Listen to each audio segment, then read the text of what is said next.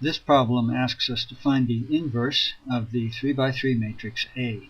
Now, the easiest way to do that is to use Maple or MATLAB or another program like that, or simply to go online to one of the many sites that will allow you to put in the matrix and it will produce its inverse. And indeed, I give you a URL for such a site in the notes, and that's the way you'll normally do it.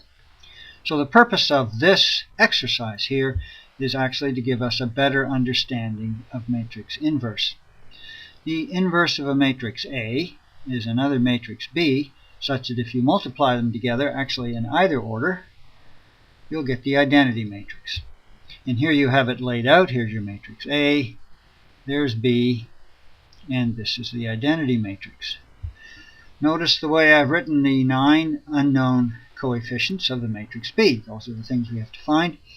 I've written them in 3 columns to emphasize that the way I want you to think of this is as a set of 3 linear equations, each in 3 unknowns. And here they are here. These are the 3 equations. The first column of B belongs to this first column of I, the second column of B belongs to the second column, the third column belongs to the third column, and that gives us these 3 systems.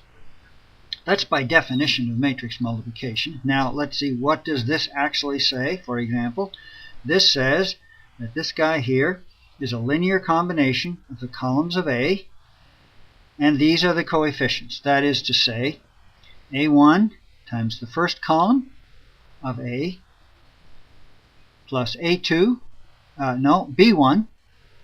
times the second column of A plus C1 times the third column of A equals this first column of the identity matrix. And similarly for these two. In particular, what these say is, this says that this vector here, which is often called E1, is a linear combination of the columns of A, and also E2 is a linear combination of the columns of A with different coefficients, and also is E3. Now these are often called the unit vectors, E1, E2, and E3. They're the columns of the identity matrix, and just scrolling the picture up, they lie along the, in 3 space, they lie along the coordinate axes, x-axis, y-axis, z-axis, and have unit length. So that there's my vector E1 right here. That's 1, 0, 0. There's E2, 0, 1, 0. And E3, 0, 0, 1. And now each of these can be written as a linear combination of the 3 columns of A. So how do you think the 3 columns of A sit in this space? Well, the one thing we know for sure is that they can't possibly all lie in a plane. Because if all 3 of those columns lay in the same plane, that means that all linear combinations of those columns will also lie in that plane. And so E1, E2, and E3 could not all be linear combinations because they don't all lie in a plane. So that tells us that for A to have an inverse, the columns can't lie in a plane. They're called linearly independent.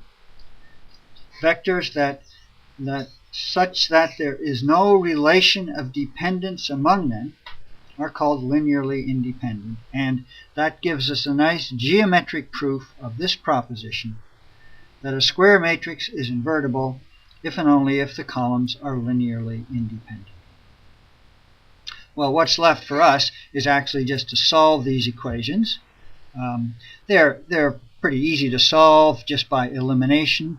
There's lots of zeros in this case, so that makes it easy. For example, let's look at this system right here.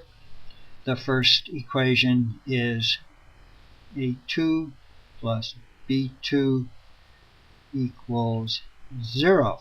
That's the equation you get from the first coordinates. And the second equation, that's from this guy, A2 plus C2 equals 1. And this one, there's no A, but there's a B. 2B2 minus C2 equals 0. So you solve those three equations just by elimination, and it turns out that the solution actually, well, the solution is the middle component of the inverse. This turns out to be the inverse right here. So that means that this system up here will solve as A2 equals minus 1, B2 equals 1, there's your minus 1, there's your 1, and finally C2 equals 2. And just proceeding in that way, we get the inverse.